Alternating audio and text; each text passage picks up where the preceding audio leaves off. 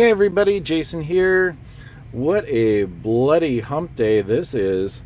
The entire market down, all the indexes down, everything pretty red. We had a poor inflation report coming out, on top of interest rates, on top of poor job reports. Like everything is just very negative for the whole market right now.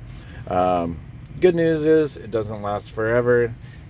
Even last March when everything was plummeting, if you were to purchase some stuff then, you're still up, 300-400% all out of the decent names. So with that in mind, if there are companies that you've been wanting to own or you've been looking at, this next time frame, whether or not it's tomorrow or over the coming weeks or months, it would be a great time to start averaging into those, especially when a lot of those names, particularly growth or tech, are down right now.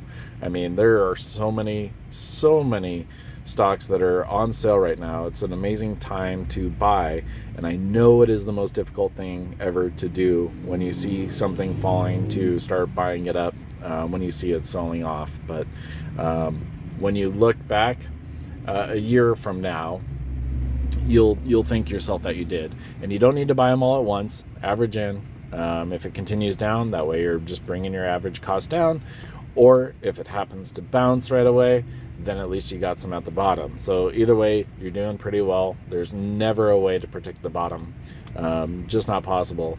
So in my own account, what I've done is all my put credit spreads got, as far as Tesla was concerned, they got moved out to either July or December. December, if they're a little bit higher, around 600. July, just because we have two known catalysts that are coming out. So the beginning of July should be the production and delivery report, which should be a beat. So that is typically positive. And then earnings report July 18th. And I did do the expiration, I believe, July 16th, so a couple days before that. So as usual, we'll typically see a little bit of a run up, and then a gradual sell off, probably like before, unless there's some huge major earth-shattering announcement or just an insane beat. We do have coming this year Cybertruck, and we do have Tesla Semi. So those are a couple things to look out for, and that's why I'm comfortable moving stuff out to December, because I think those are two very, very big things that will be happening for them. I also, in the shorter term, even though Tesla's down a bit below 600, I don't think it'll be down much below that for very long. 600 has been a very common consolidation point. I think 2 or 3 times already, as far as when it's coming down. I know we've had a couple crazy dips below it, but it did not last for any real amount of time. So we'll be looking at those. The money that's being pulled out of the market, I've noticed, it's also getting pulled out of crypto. So I've been in crypto since 2016. I want to say 2016, 17. I started mining, and have been doing it ever since. So one of the big things that you really need to be aware of if you're getting into crypto, especially with any of the altcoins, and by altcoins I mean not the big names. So Dogecoin really should be considered an altcoin, but other than the actual big names, so like Ethereum, Litecoin, Bitcoin, those are the names. Those are the big guys. And then when you're seeing random like literally pump and dumps for these altcoins, these smaller ones, those are the ones to watch out for. If you've made any profit at all, I just highly recommend taking some of that profit and either putting it into cash or into real crypto. So having been in it for quite a few years now, in 2017, there were like literally new coins coming out every day. It was ridiculous. In fact, I believe YouTube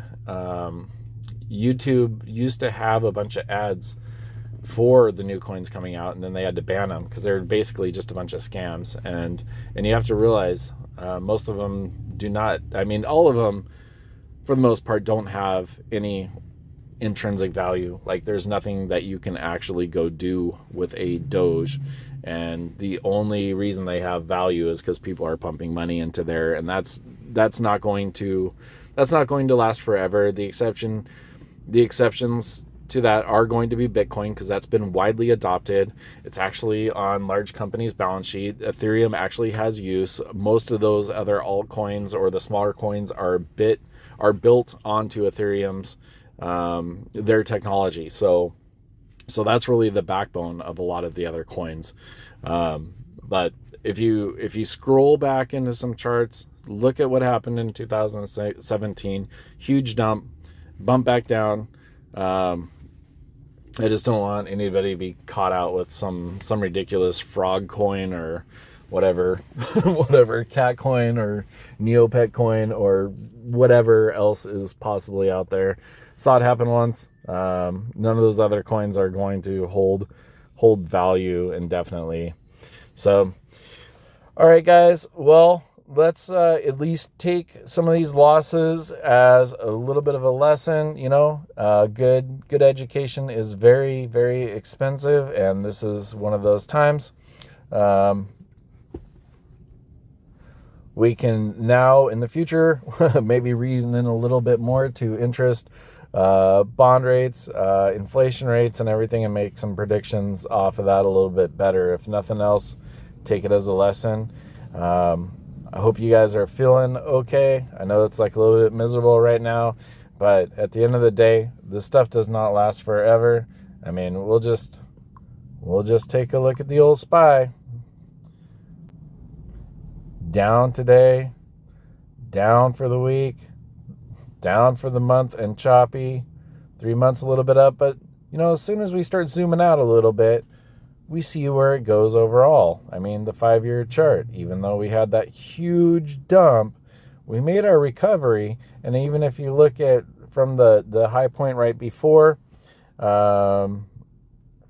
February, it wasn't, until August, and everything made its way back up. So long term, if you have stock that you own and you love it, just hold on to it.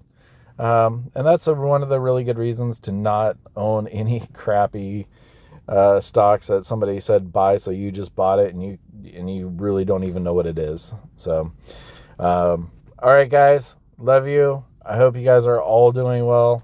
Stay safe, stay healthy, keep your chin up, and we will see you tomorrow. All right, love you guys.